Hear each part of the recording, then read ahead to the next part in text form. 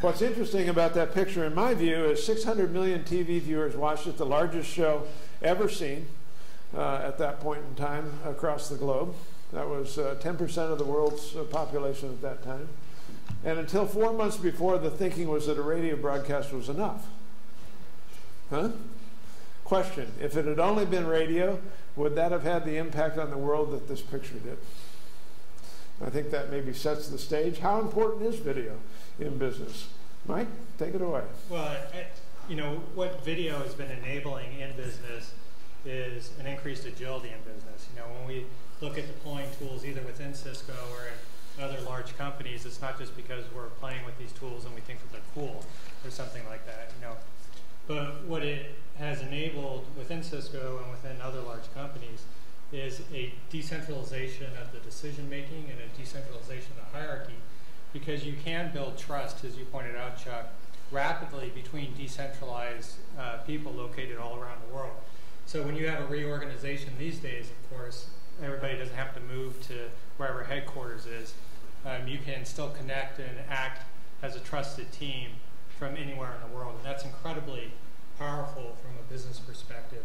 When any company wants to change direction rapidly for whatever reason, these are the tools that are enabling it. You know, that brings up a thought. We did a study here at MediaX of 6 companies, 6 multinational corporations. Cisco was one. Cisco, IBM, Intel, HP, Microsoft. Can't remember all the companies, but you know, that gives you an idea. And the question was, how many of you work with someone across another continent on a weekly basis? And the answer was 3/4 of the professional staff. Then the next question was, how many such teams do you work on? And the answer was more than 3 for 2/3 of those people. So any question of co-locating, you know, in a new reorganization is just crazy. Couldn't happen. But the one I loved was, how many have never met their boss face to face? And the answer was 1 out of 5. 20% of these people have never met their boss face to face. Half never expect to. And without these video conferencing techniques, how would you ever be known by your boss? How could you get a raise? Yeah, absolutely. I mean, I'm a typical director at Cisco, and I've got people that work for me in London, Bangalore, the East Coast of the U.S., whatever. And I travel internationally about once a year. That would have been impossible just a few years ago, right? But I can have high-quality face-to-face interactions with these people because of the video technologies that are available these days. So you say high-quality face-to-face. Is it a virtual face-to-face, a real face-to-face? Well, so look, I don't think anybody, including Cisco, would debate that the best form of human interaction is still in person. You know, there's a reason that I'm here in person right now, and there's a reason that I walked over before the panel and shook Chuck's hand, right? I mean, that's still the ultimate form of human interaction. But what the higher quality video that is available today does is it comes closest to replicating that in-person experience, right? And that's really the differentiator between things like a YouTube quality video and a high quality telepresence type video.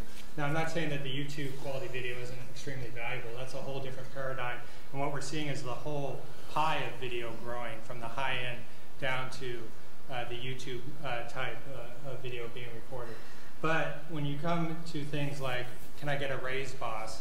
You know, you come to things like having to trust somebody at a peer level, like a peer manager, that you might be competing against with resources, and you're trusting them that you're going to go on a particular problem a particular way. That's where the high quality comes in, because again, it comes the closest to replicating the in-person or face-to-face experience. Well, I think that's an excellent point. I think, Marty Hollander, one of the things I've heard you talk in the past about, although we've never been on a panel together, is the value of high-quality mobile connectivity. Right. So I completely agree. I think that the ability to be able to see someone, interact with them, understand what they have to say is really important. In fact, the example that I give a lot is that when people look at video, I think they're so used to saying that they want to see the speaker. So this setting, you're all looking at us as speakers. As speakers, though, and when you're in a meeting, what's really important is that you want to see how the audience is reacting. And so the reason for having many people in a meeting and have that high quality video is that it actually benefits the speaker. So I can see if somebody is nodding, oh, they're getting what I'm saying. And so we believe that it has to be bidirectional, and you want to have it be multi-point. And the form factor for doing that, what we think is, it would be great if everyone had access to it from wherever they are.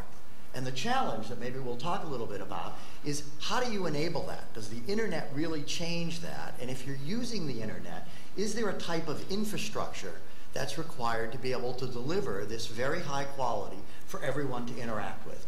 It's not all that valuable to be able to see someone either kind of blurry or at a slow frame rate, or sitting around a table and you can just sort of notice that they're there, but you can't see their reaction.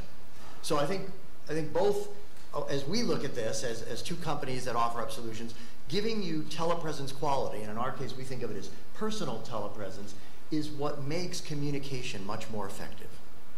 So